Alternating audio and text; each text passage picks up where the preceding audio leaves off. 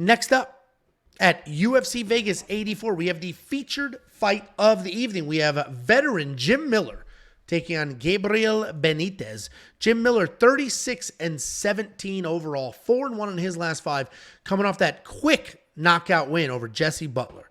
He's taking on Gabriel Benítez, 23-10 overall, 2-3 in his last 5, coming back after a year away. Jim Miller, absolute legend. He's got a whole bunch of records in the UFC just for longevity. Fight minutes, fight time, time in the octagon, number of fights at the weight class. A ton of records in the UFC. DC says not a Hall of Famer.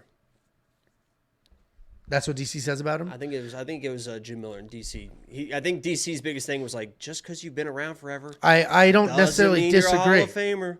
I don't necessarily disagree because Jim Miller has never broken into the top 10, and I don't think he's beaten anybody in the top 10, but he's fought everybody. I mean, he's got the exact same record as Phil Hawes. Is Phil Hawes a Hall of Famer? Is Phil Hawes a Hall of Famer? Anyway, Jim Miller is a legend. A whole bunch of records for longevity, as I mentioned, a bunch of other things. A tried and true vet. He's got all the veteran savvy, toughness, grit you could ever want from somebody. Started his career as a grappler, right? He's a very high level, very good BJJ guy. Started to work in some takedowns, started to work on his striking. When you fight for as long as he does, you'll get good at everything. Now, all of a sudden, he's got power. All of a sudden, at his age, 39 years old, I believe, he's got power. He's knocking people out. Jesse Butler just knocked him out.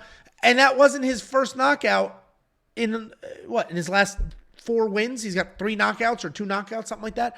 All of a sudden, he's got power. He's knocking people out. He's taking on Gabriel Benítez. This guy's a very good kickboxer. Specifically, he's got really nice kicks, solid movement. He picks his shots well, very real power. Takedown defense is 58%. Takedown offense is only 50%. So middle of the bag when it comes to actual wrestling and not striking. But while the grappling tools or the wrestling tools are not there, the grappling is. He's got solid BJJ and he can snatch some things up. He just doesn't really use it. He only has 2 takedowns in 13 UFC fights. I am going to go ahead and pick Jim Miller here, but I'm going to do that with very low confidence. It's impossible to break this guy down at this point. He's old, he's slowing down, but he's somehow found power later in his career. He's always been Jersey tough, but Gabriel's the kind of guy, he's very dangerous, but he also gets finished.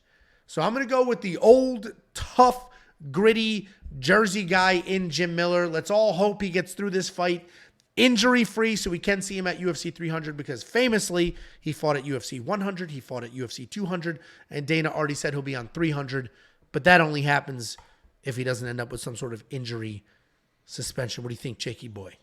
Yeah. I mean, this is kind of everyone's darling of the last few weeks, and you've heard it just nonstop. I can't believe this guy's a dog. I can't believe this guy is a dog. And Jim Miller was a dog for quite a while. And if you were a premium member, you would have seen some bets with that dog money. Right now, the odds have even moved. He's a minus 136 favorite. So, WeWon'tPicks.com, you should have got ahead of the game because I do think that Jim Miller is going to win this fight. I think he is the better boxer. He's definitely the better wrestler and grappler. I mean, he is, as you mentioned, people forget how kind of high level this guy is because now he's knocking people out. But people forget that this guy is he submitted Charles Oliveira. I mean, he has been in these high-level grappling exchanges, and he seems to win them more often than not. So in this fight, the thing that worries me, and the thing that I didn't mention that Jim Miller is better at is the kicking of Gabriel Benítez, a former AKA guy. I think he's still at AKA. That's the DC training facility. I actually think he's going to have, they announced that Cain Velasquez is going to be in his corner, which is really cool to see. So Cain should be there in his corner, AKA guy. He just needs Luke Rockhold and DC there to kind of top it off. But while at AKA, in his prime, which he's getting a little bit older as well. I think he's 35, 36 years old, something like that. In his prime, they said that he was the hardest kicker at AKA, which includes Luke Rockhold. And Luke Rockhold is known as like the guy that's got like the hardest kicks in the world. And they said, no, Mowgli can kick harder than Luke Rockhold. So I started watching Jim Miller fights thinking, okay, he fought Donald Cerrone, who is known for his kicks, right? He's known for those kicks. Obviously, it was the last fight of Cerrone's career, so it wasn't prime Cerrone, but in that fight, he did land a little bit of a head kick, but in that head kick situation, that's where he found the scramble. So I watch a few more fights, and I see time and time again this pattern evolving of Jim Miller catching or snatching the kicks or people falling off balance when they're throwing kicks against Jim Miller, and he just blitzes them. I mean, he blitzes on him, he gets in a scrambling exchange, and that's how he's able to get control of people. You saw that against Donald. You've seen that in fights before. So while normally the kicks against somebody that kind of wants to grapple, you're able to keep them at bay, right? You keep them at bay, they can't really close that range. But against Jim Miller, it almost seems like he excels better when people are throwing more kicks. And I think Mowgli throws a lot of kicks, and even when he's not throwing kicks, he will get into brawls. Jim Miller's not a guy that's shown he's ever been chinny in his life, and he's got the power advantage with the hands. So I'm going Jim Miller here. I think he's better pretty much everywhere, as long as he can avoid maybe that head kick that almost snuck in against Cowboy.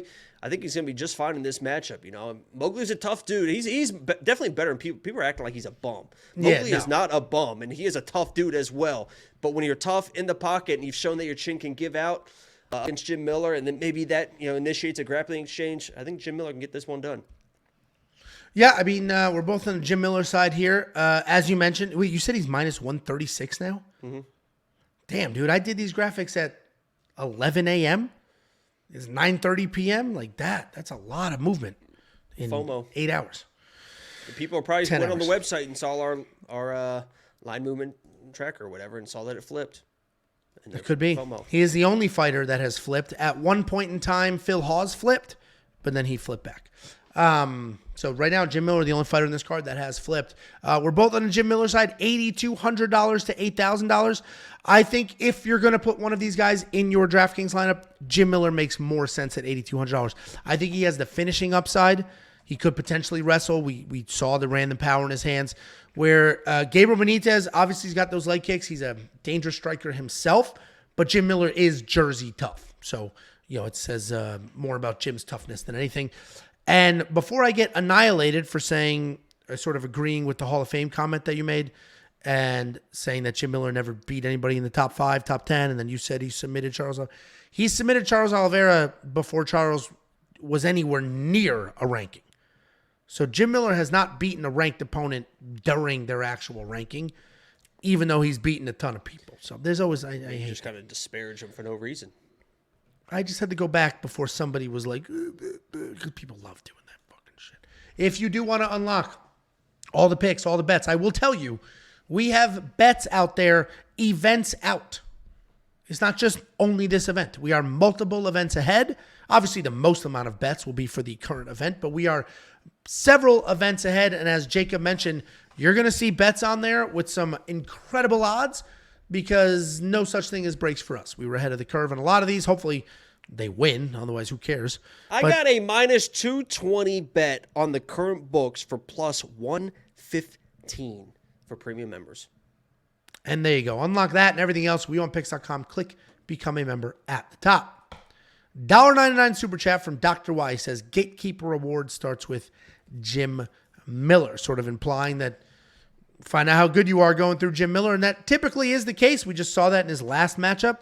Although Jesse Butler did step up on short notice, Gabriel's established. So yeah, this is not. I hope that if Jim Miller does win this, as I fully expect him to, and he is on 300, I hope that they do him. They don't give him some young dude. Like let's give him a competitive fight. I don't want him to be a gatekeeper, like some killer coming in. I don't know. Well, what's tricky is Dana White promised UFC 300 every single fight in that card, top to bottom, is killer.